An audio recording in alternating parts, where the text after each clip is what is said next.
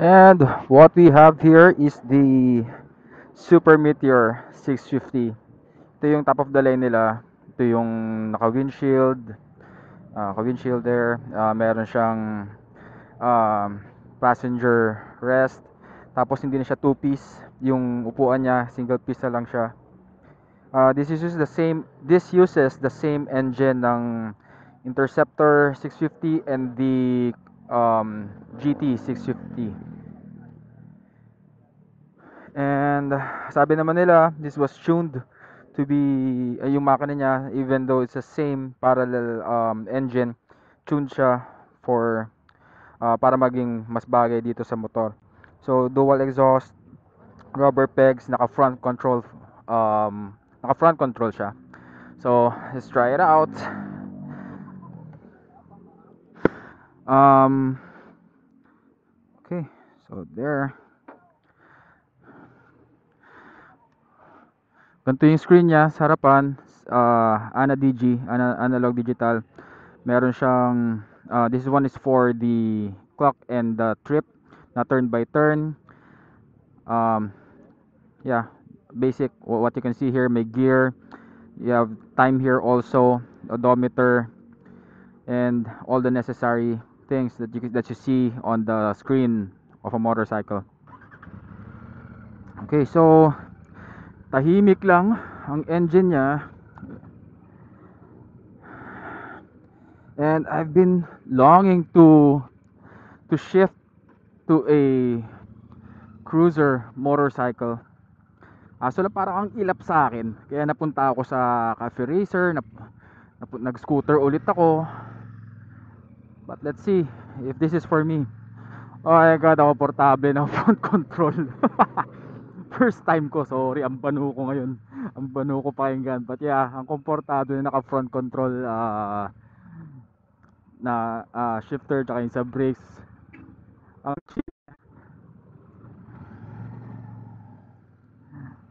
Akalang iba baka manibago kayo kasi sanay yung paa nyo pupesto sa may bandang mid part ng motorcycle.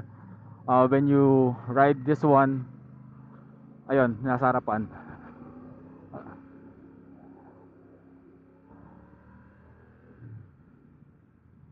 Okay, so initial feels ang chill. Sorry. Kaya ito yung pakiramdam na para akong bata na first time ano ng isang laruan. Pero ang chill niya kasi sobra. And like what I said, ang ilap sa akin ng cruiser. Lagi akong looking out sa market ng mga cruiser motorcycles. Kaso for some reason lagi ako nadideviate sa iba eh. I don't know why. So kaya ba nito sa city? Definitely pang city to. Hindi siya pang off-road. Not for anything else. Talagang pang cruising siya. Thank you. So um malambot yung clutch niya. Yeah, compared again to my other bike, medyo may katigasan yun. But this one, malambot siya.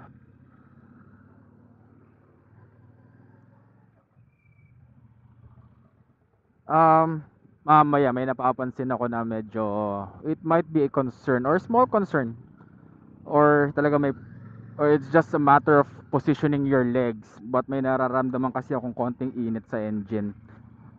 Parang prone siya madikit yung legs nyo, but I'll see later kapag medyo nakalabas tayo sa traffic na to. Okay, so for the top of the line variant, ito yung may windshield na kasama na ano. Sakto lang yung taas niya. It's not too high, it's not too short. Just enough. The Super Meteor 650, again, like what I said a while ago, this shares the same 650 engine platform ng Interceptor 650 and the Continental GT 650 nila. That engine, that platform is very stable. Subok na yan, and I don't see any reason why they should change it, diba? Why fix what isn't broken? So ito, I'm trying it out kung kaya ba siyang isingit-singit. Sufficient yung turning radius niya. Kaya nyo namang sumingit-singit, but again, be cautious kasi syempre may kahabaan. Yung bigat niya, hindi siya ganun kabigat eh. Kahit yung ganito na naghisingit-singit ka sa traffic, madali siyang laruin. The sound side mirrors are sufficient. I think this is 3 inches or more. So kita mo naman yung nasa likod. Sitting position, this is relaxed talaga. Yung arms ko hindi siya stressed, yung walang pressure na nararamdaman doon sa palms ko kasi yung kamay mo hindi nakadiin diyan eh. Yung weight mo hindi napupunta sa arms mo, sa hands mo pala, sorry. So, yeah, this is comfortable. Tapos wide tank. I forgot how many liters yung tank capacity nito. I think it's 15. I'll just put it later sa video kung ilan ang tank capacity niya. This is using Showa forks for the front. For the rear, this is not Showa, but yeah, this is adjustable preload sa rear. Sa front, this is non-adjustable. Wala namang mga screws there to adjust it. I think this is 60 ang size ng front forks niya. This is again upside down forks, cast alloy wheels, round headlights, which retains the classic looks or classic vibes. So para sa mga gusto na mas maingay yung motor nila, of course you can fit aftermarket parts, aftermarket mufflers on this one. Pero yun, ang chill niya. Yung suspension niya, it's a bit bumpy. It's a bit on the hard side. Well, kasi kakagaling ko lang sa Himalayan 450, kaya ramdam na ramdam mo yung difference eh. Kita mo sa boses ko nangangatog pagdating dito sa kalsada compared to the other one. Sa power, of course, may power na bibigay ito. This is a 650 engine. Sa brakes, this is using Vibre, the same that's on the Interceptor, the same that's on the GT. When Royal Enfield released the news, I think last year or late 2 years ago, na maglalabas sila ng cruiser on the same 650 engine platform, I was so excited. Talagang gusto ko na agad magpa-reserve. So kinukulit ko na yung dealership dito na kung kailan lalabas, ganyan-ganyan, para makapag-ipon. But then again, sabi nila wala pang balita. And then now, this happened na dito na sila. So that's why I'm testing this out. I wanna know if panahon na ba para mag-cruiser. Siyempre, pag tumatanda na, parang doon din talaga tayo papunta. Sufficient na ba to para sa akin? I mean, is this what I'm looking for? I'm considering either a cruiser or an adventure bike. So that's why I'm trying out this Super Meteor 650 and testing out its features. Okay na ba to? Will this meet my expectations? First impressions, natuwa na nga ako kanina, 'di ba? Yung excitement ko andun. Ang sarap kasi niya sakyan. So, yeah, first impressions, yeah, I think this will fit my needs for cruising or for going to other places. Plus, comfortable yung magiging upo ng anak ko kapag inangkas ko siya. Kasi dun sa isang motor namin, yung 650X, SV650X, talagang nakasubsob yung anak ko sa akin. So, kawawa naman. Okay, so dito, ano pa bang pwede mong ilagay? Well, you can put side panniers. I think wala siyang kasama, but you can fit one. Sa power delivery niya, ayan, ito talagang meron siya. konting piga mo, may malaki agad ang ibibigay niya sa'yo. So, um, sa mga first time na magmomotor or mag-shift to big bike, so konting gamay-gamay, syempre know your bikes before you jump into them, and bago kayo magpakawalwal dyan. Kilalanin nyo syempre yung capacity ng motor nyo.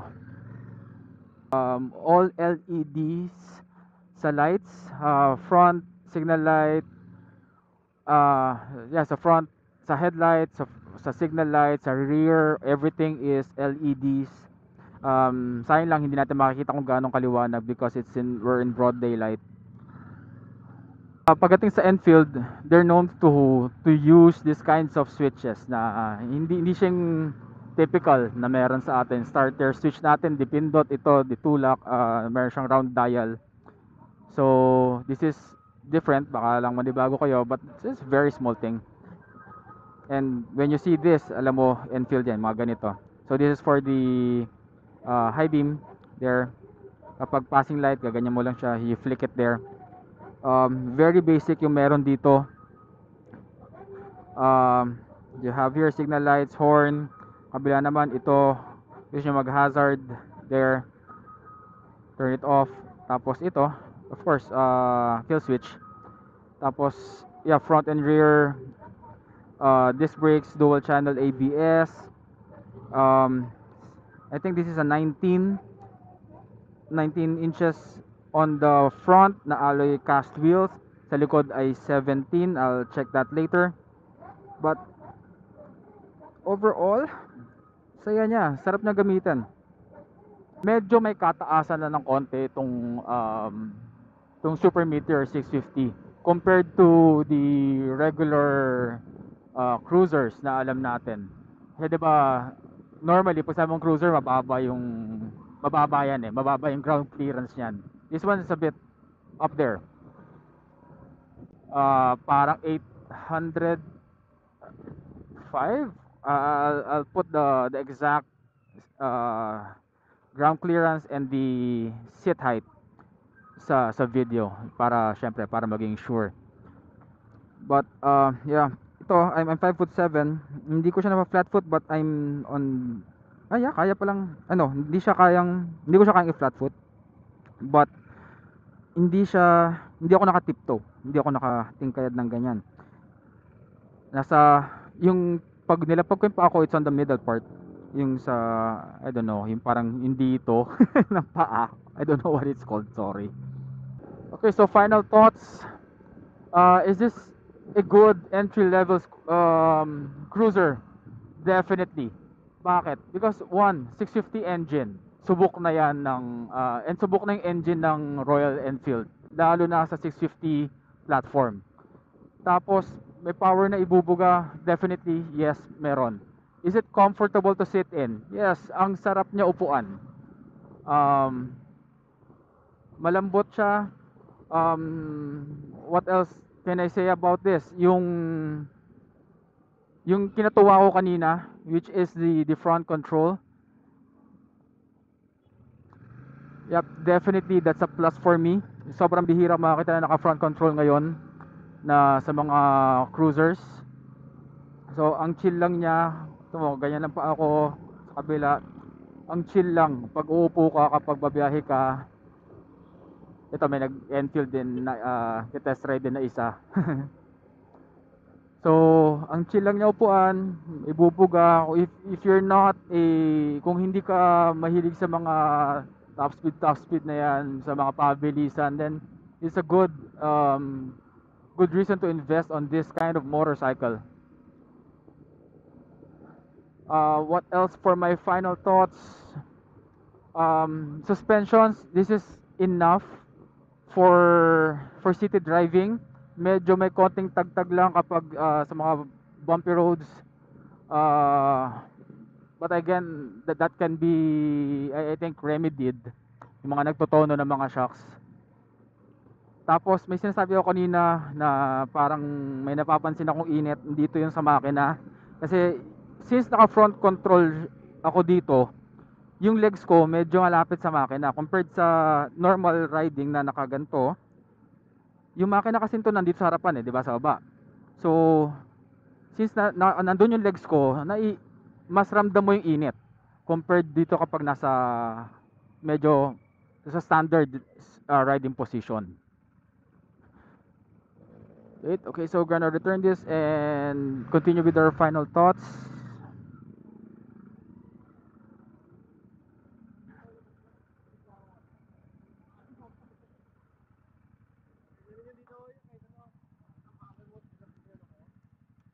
Okay, so ito yung sinasabi ko kanina. Paa mo nandito, so mas ramdam mo yung init ng engine. Compared sa iba na nandito yung paa mo, so yung singaw ng engine hindi mo agad ganun karamdam. But then that's kumbaga negligible. Hindi naman siya sobrang negligible but acceptable na. Hindi man siya yung sobrang nakakapaso talaga. So, yun lang naramdaman ko agad kanina. Medyo naramdam ko yung init. Okay, to confirm kanina yung tires, yung size ito, this is 190/19 sa harapan. Oil cooled engine. Hindi siya naka radiator, hindi siya liquid cooled definitely. Tapos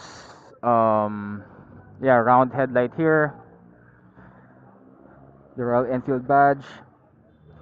Tapos dual exhaust sa likod na tires. This is 150/80/16. 16 pala yung sa likod niya. Tapos yeah, like what I said a while ago, preload adjustable.